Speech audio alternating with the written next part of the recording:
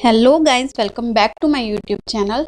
जैसा कि आप जानते हैं कि हमने लास्ट क्लास में सीओपीडी स्टार्ट किया था, जिसमें हमने क्रॉनिक ब्रोंकाइटिस कवर कर लिया है और इसका नेक्स्ट टॉपिक आज हम पढ़ने वाले हैं, दैट इज एम्फाइसेमा। तो आइए एम्फाइसेमा स्टार्ट करते हैं।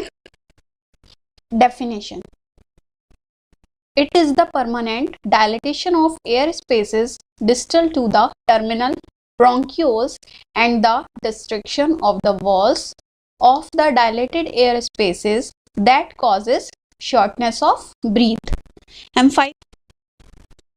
एम्फाइसेमा में क्या होता है, जो टर्मिनल ब्रोंकियोल्स होते हैं उनका परमानेंट डायलेटेशन हो जाता है, वो परमानेंटली फैल जाते हैं, स्थायी रूप से फैल जाते हैं। ठीक है, इनकी इलास्टिसिटी कम हो जाती है, जिस वजह से क्या होता है, वापस अपनी पोजीशन में नहीं आ पाते हैं टर्मिनल ब्रोंकियोल्स, यानी कि कॉन्ट्रैक्शन एंड डायलेशन जो है वो नहीं हो पाता है।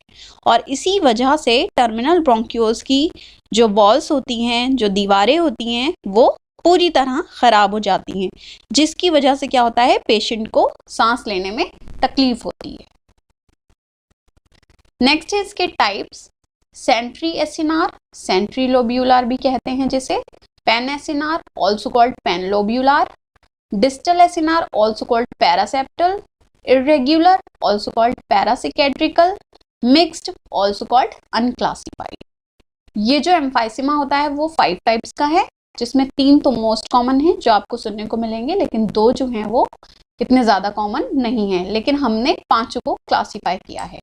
ये हैं लंग्स, और इसमें ये ट्रैकिया है, ये मेन ब्रोंकस है, और ये आगे जाकर ब्रोंकियोल्स, देन ये आपका आता है एल्वियोलाई, जिसमें एसिनस की बात की गई है एम्फाइसेमा में, इसलिए ये स्ट्रक्चर मुझे आपको एक्सप्लेन करना पड़ रहा है।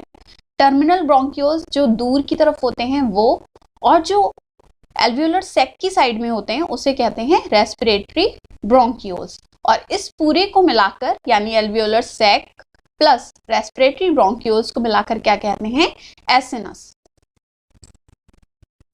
यहां जो पीछे आपने ये टर्म्स देखा है, सेंट्री एसिनार, ये जो एसिनार है वो इस एसिनस से बना है, तो इस वजह से हम इसका यूज करेंगे।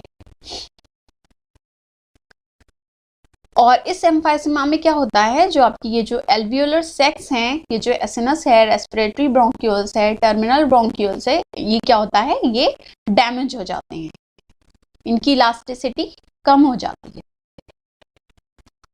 ओके, तो फर्स्ट है सेंट्री एसिनार। सेंट्री एसिनार क्या होता है, it is the common type and initial involvement of respiratory bronchioles and central portion of the sinus, usually coexist with chronic bronchitis and occurs predominantly in smokers, in coal miners and in pneumoconiosis। जैसा कि इसके नाम से ही पता चल रहा है, Sentry acinar है, तो ये कहाँ हो रहा है, सेंट्रल में हो रहा है, इसीलिए इसे क्या कहते हैं, सेंट्री एसिनार या सेंट्री लोब्यूलर एम्फाइसेमा। इसमें क्या होता है, ये सबसे ज़्यादा कॉमन है, और इसमें रेस्पिरेटरी ब्रोंकियोल्स और एसिनस की जो सेंट्रल पोर्शन है, यानी बीच का जो भाग है, वो इन्वॉल्व होता है। सेंट्री एसिनार एम्फाइसेमा ज़्यादातर क्रॉनिक ब्रोंकाइटिस के साथ में होता है, और ये स्मोकिंग करने वालों को, कोयले की खानों में काम करने वालों को, और न्यूमोकोनियोसिस के मरीजों को ज़्यादातर हो जाता है।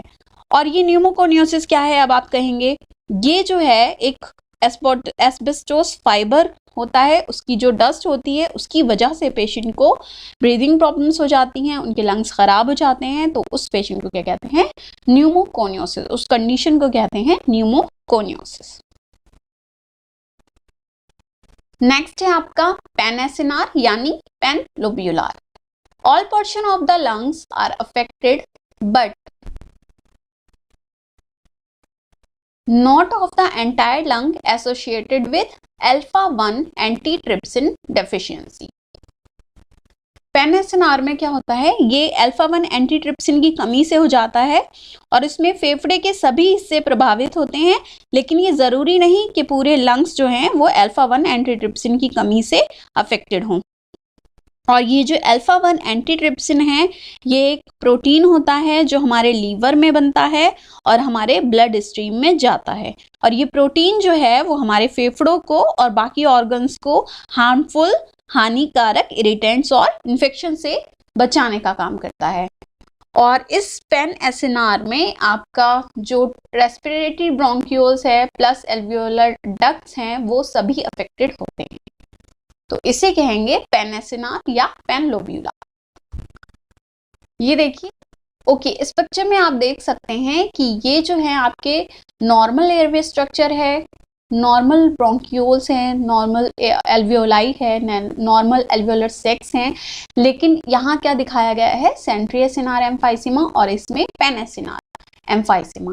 यानी सेंट्री एसिनार है, यानी कि सेंट्रल एरिया अगर अफेक्टेड हुआ है एयर सेक्स का तो उसे कहेंगे सेंट्री एसिनार। यहाँ पर जो डिस्टल एरिया है वो नॉर्मल है, उसमें कुछ नहीं दिक्कत है, तो इस वजह से इसे कहेंगे सेंट्री एसिनार। और अगर ये लास्ट वाला डिस्टल पार्ट आपका अफेक्टेड हो रहा है तो इसे क्या कहते हैं, पेन एसिनार एम्फाइसीमा। यहाँ पर जो सेंट्रल पोर्शन है उसमें कोई प्रॉब्लम नहीं है, वो बिल्कुल ठीक है, और डिस्टल पोर्शन में अफेक्टेड हुआ है डिस्टल पोर्शन, तो इस वजह से उसे क्या कहेंगे, पेन एसिनार एम्फाइसीमा।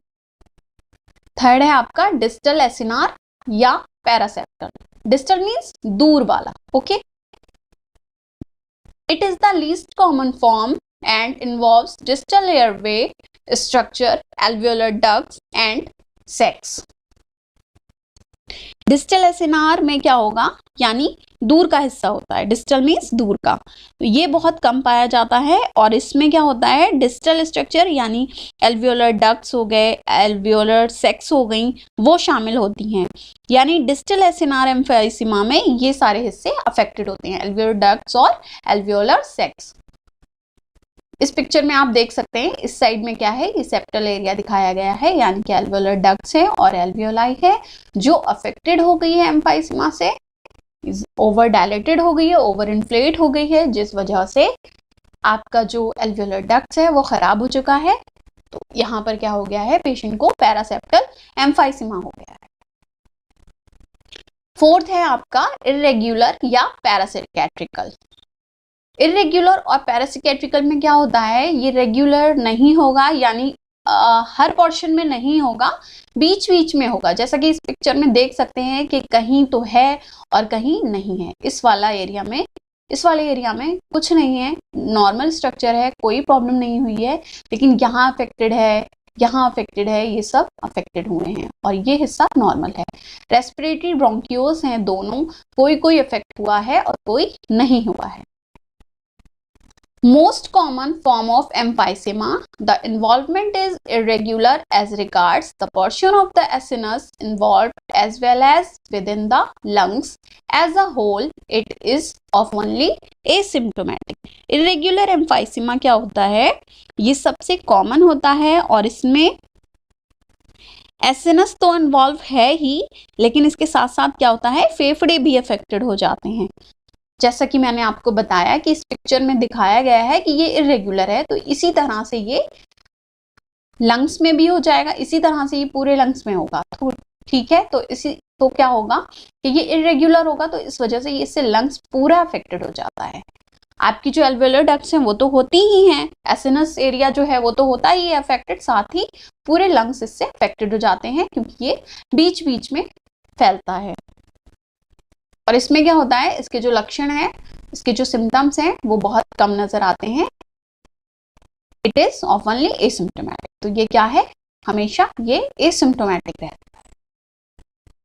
फिफ्थ है आपका मिक्स्ड। मिक्स्ड का मतलब है, mixed is also called unclassified, यानी इसमें क्या होगा, आपको कोई सा भी एम्फाइसीमा हो सकता है, सेंट्री एसिनार भी हो सकता है, पैरासेप्टल भी है, पेन एसिनार भी है, इरेगुलर भी है। ये जो सारे के सारे हैं, चारों हैं, ये एक साथ भी हो सकते हैं और इसमें से 2-3 भी हो सकते हैं, इसमें से 3-4 भी हो सकते हैं, ठीक है। तो इस वजह से इसे क्या नाम दिया गया है, इसे मिक्स्ड एम्फाइसीमा कहते हैं। Same lung shows more than one type of emphysema due to more severe involvement, resulting in loss of clear-cut distinction between one type of emphysema and others. ये क्या कह रहा है कि मिक्स्ड जो एम्फाइसीमा है उसकी कंडीशन में सीवियरिटी हो जाती है या गंभीर होने की वजह से क्या होता है, फेफड़े एक से ज़्यादा टाइप का एम्फाइसीमा शो करते हैं। जो पेशेंट की कंडीशन है वो ज़्यादा सीवियर हो जाती है क्योंकि इसमें उसको अलग अलग टाइप का एम्फाइसीमा हो चुका है। इस वजह से क्या होता है, जो फेफड़े हैं हमारे उनकी ज़्यादा सीवियर कंडीशन हो जाती है, जिस कारण दो एम्फाइसीमा के बीच में अंतर करना या डिफरेंस करना क्या हो जाता है, मुश्किल हो जाता है। अब जब एक साथ 3 हो जाएंगे या 2 हो जाएंगे या 4 हो जाएंगे तो क्या होगा, हमें क्या होगा, डिफ्रेंशिएट करने में प्रॉब्लम होगी, हम डिफ्रेंशिएट नहीं कर पाएंगे। जैसे कि आप एक पिक्चर में देख सकते हैं कि ये नॉर्मल ब्रोंक्यूल्स दिखाया गया है, ये रेस्पिरेटरी ब्रोंक्यूल्स है, अल्वेओलर डक्ट्स हैं, अल्वेओलाइज हैं, ये क्या है, नॉर्मल है, ये नॉर्मल स्ट्रक्चर है हमारे एयरवे का। और यहाँ पर क्या हुआ है, सेंट्रियसिनार एम्फाइसीमा दिखाया गया है जिसमें सेंट्रल एरिया में डायलेट हो गई है रेस्पिरेटरी ब्रोंक्यूल्स, और इसमें पैरासेप्टल दिखाया गया है जिसमें दूर वाले हिस्से में डिस्टल एरिया में जो आपका रेस्पिरेटरी सेक हैं वो जो है एल्वियोलर सेक्स हैं वो डायलेट हो गई है। ठीक है, पेनासिनार में अल्फा 1 एंटीट्रिप्सिन की वजह से सभी हिस्से अफेक्टेड हो गए हैं, और इरेगुलर की वजह से इरेगुलर में क्या है कि बीच बीच में कभी ये एरिया अफेक्टेड हुआ, कभी ये एरिया अफेक्टेड हुआ, कभी ये एरिया अफेक्टेड हुआ, तो इस वजह से मिक्स्ड एम्फाइसीमा में क्या होता है, जो एग्जामिनर होता है उसको डिफ्रेंशिएट करने में इस एम्फाइसीमा को प्रॉब्लम होती है। हम जो है अंतर नहीं कर पाते हैं कि पेशेंट को कौन सा एम्फाइसीमा हुआ है। ओके गाइस, तो ये था आपका टाइप्स ऑफ एम्फाइसीमा। हम नेक्स्ट वीडियो में इसके sign and symptoms, diagnostic evaluation and treatment के बारे में बात करेंगे। Thank you.